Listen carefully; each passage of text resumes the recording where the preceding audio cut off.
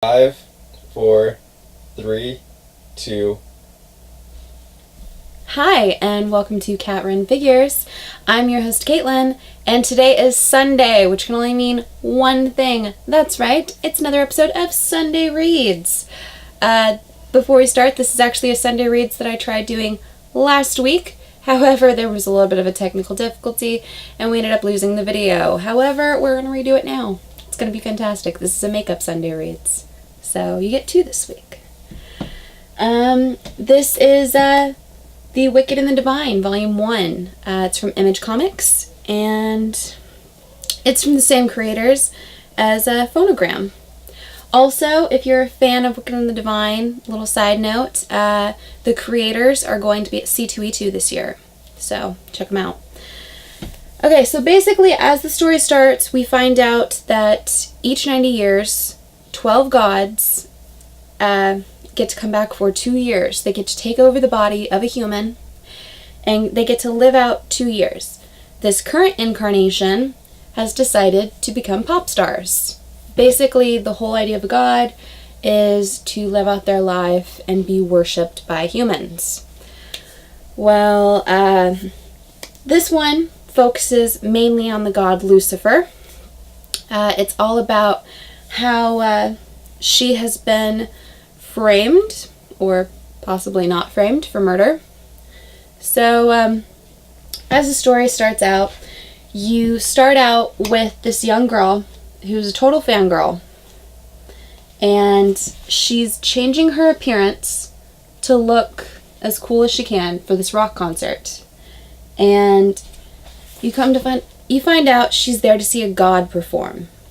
And she's just talking about how, about just the feeling of being there. You see how beautiful this art is. And then the god points at her, and she just feels, for that slight moment, she feels that power. And then she blacks out. And she comes to, and she meets Lucifer, which Lucifer is actually my favorite character out of Wicked and the Devine. She's this very David Bowie, androgynous god. She is fantastic. She's constantly chain smoking, constantly making sexual innuendos. I think she's fabulous. I love her. Well, you go through and you meet a lot of the other gods. I'm not going to focus on them as much because the story is not so much about them as it is about Lucifer in this volume. But, so there's an attempt made on the gods where they're all shot up. Lucifer handles it. She murders the shooters. And you find out that these gods are able to perform miracles. Are they miracles? Are they just little side things that they do? Is it lights and smokes and mirrors? Nope. She snaps her fingers, a couple guys' heads blow up. Well, she ends up going to court for it. And she is trying to see whether or not this judge is actually stupid enough to declare her as a god. And he doesn't want to declare her as a god. And he keeps saying that she's going to be in contempt of court. And she basically says, it's not like I can just snap my fingers and make something happen. And she snaps her fingers, and his head blows up. And automatically everyone in the courtroom feels like she didn't actually kill this man, because she looks just as shocked as everyone else. As you can see, it's kind of beautiful. I love the art through here. Anyway, she's framed. She ends up going to prison for it. They have her in these little finger cuffs. It's fantastic.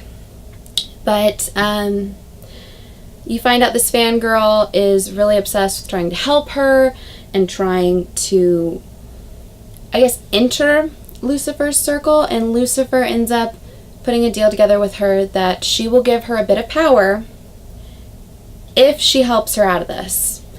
But she goes through all these different gods, and she's trying to find out as much as she can.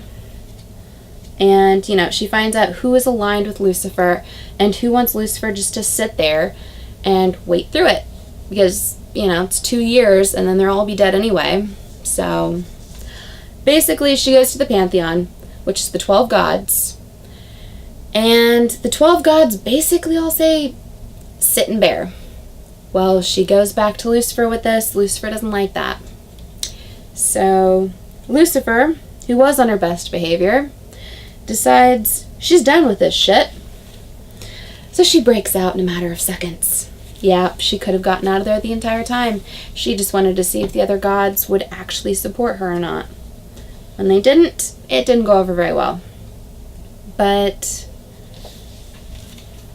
look how beautiful that is. A picture of her escaping. Anyway, once she escapes, the other gods chase after her and attack her. There are several gods that want to try to hide her.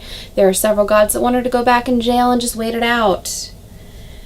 Anyway, she ends up getting killed, which is very upsetting. I was not expecting that when I first read the comic. It's very jarring the way it happens, too.